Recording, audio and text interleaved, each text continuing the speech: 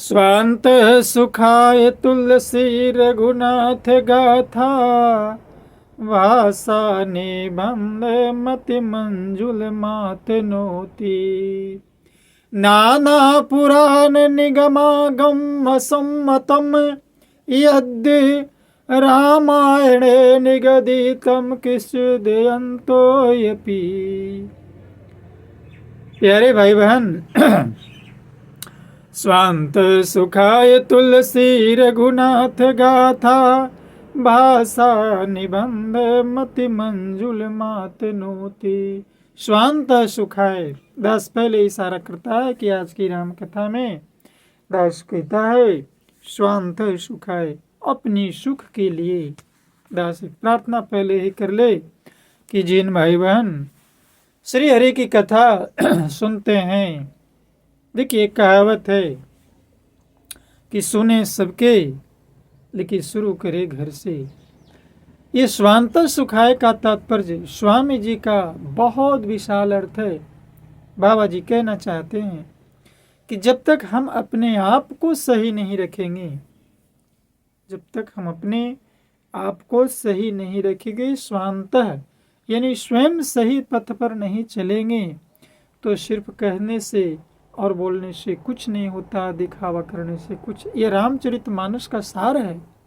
हम सत्संग कर ले, अखंड कर ले, कीर्तन कर ले, भजन कर ले, जग कर ले, कुछ भी कर ले, दुनिया का सारे तीर्थ नहा लें, लेकिन जब तक अपने आप को नहीं संवार पाएंगे, सही रास्ता पर नहीं ले चलेंगे, अपने घर से, अपने परिवार से, चूंकि हम संसारी हैं, नहीं किसी के दुख दर्द को पहचानेंगे, नहीं भलाई करने सकेंगे, तो ये कथा और इसका कोई महत्व नहीं है।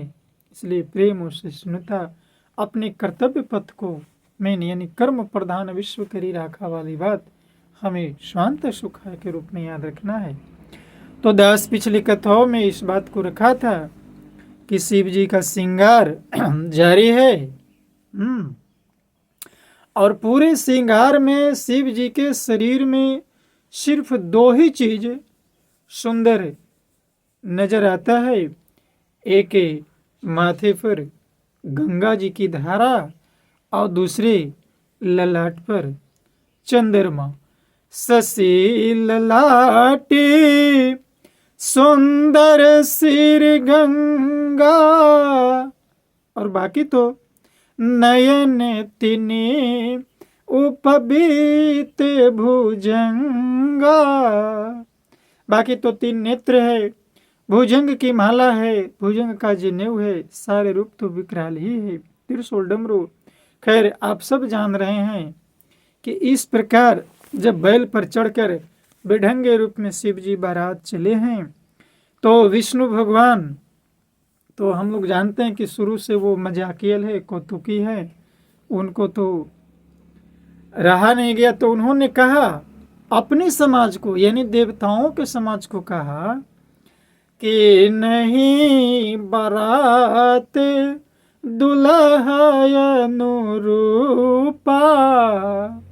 देखिए कितने संत जन ये शिव और पार्वती के मिलन रूपी विवाह को अपने अपने ढंग से कथा के रूप में प्रेषित करते रहते हैं, हंसी भी आती है। ये भगवान विष्णु देखिए कहते हैं कि दुल्हे के जोग बारात नहीं है।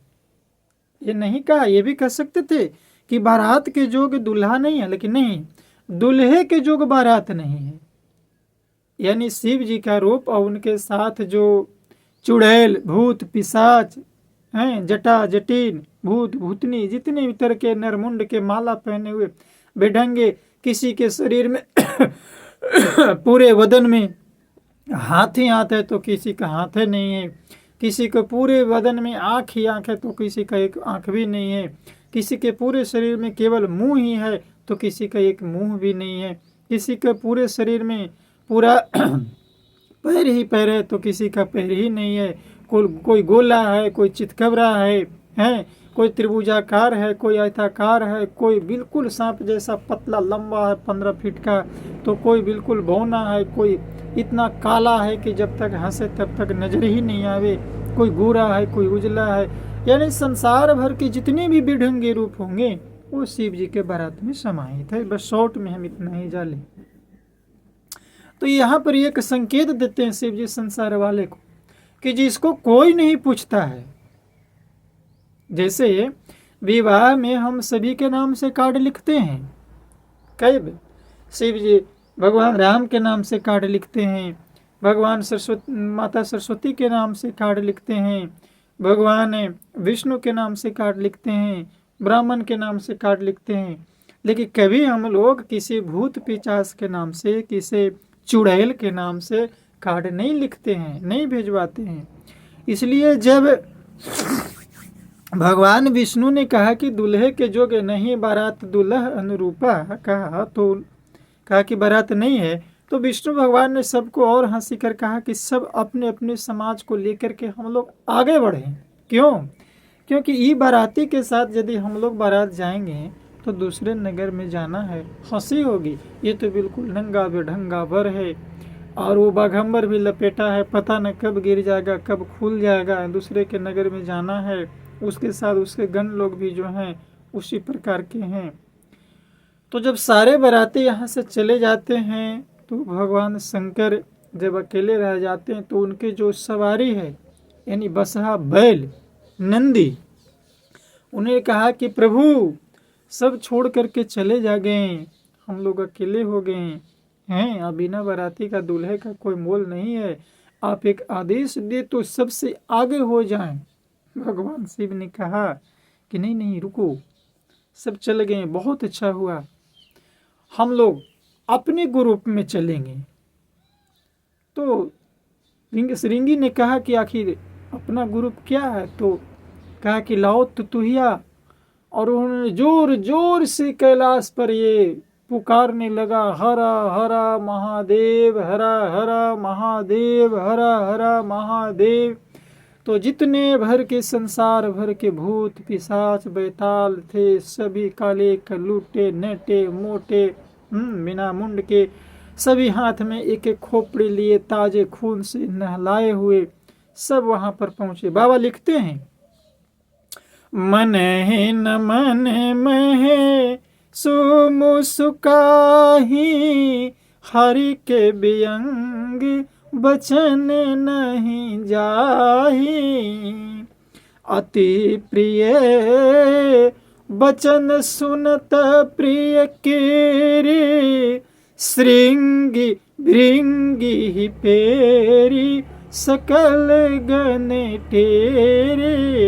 भृंगी को बुलाया, शिव अनुशासन सुनी सब आए, प्रभु पद जलज शिष तिने पाए, नाना वाहन नाना बेसा, बिहस शिव समाज निज देखा।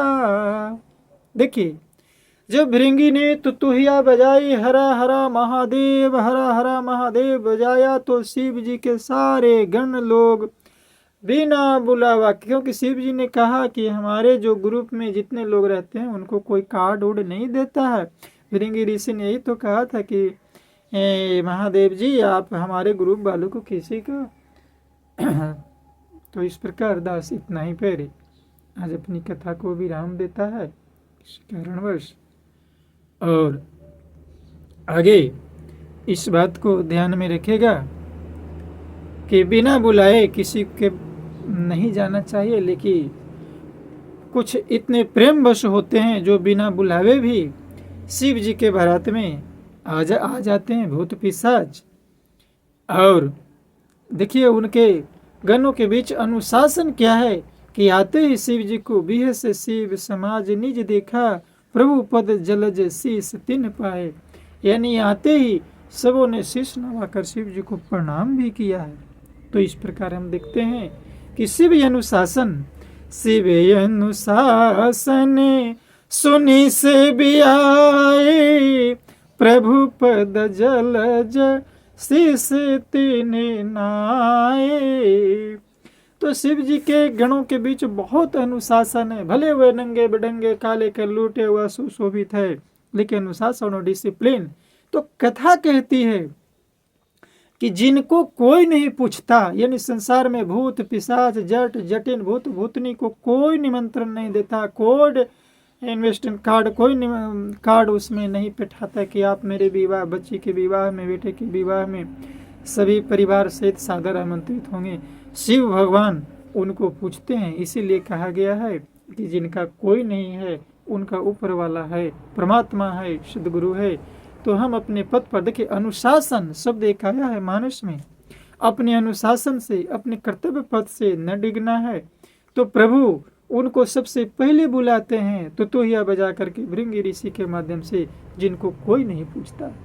तो आए अपने परिवार में, अपने घर में, अपने समाज में ऐसा वातावरण पैदा करे प्रेम और सत्कार का, प्रेम और अनुशासन का, डिसिप्लिन का, आज्ञाकारिता का, एक दूसरे का सम्मान का, कि जिनको कोई भी नहीं पूछे तो भी वो घर बिल्कुल स्वर्ग जैसा रहे।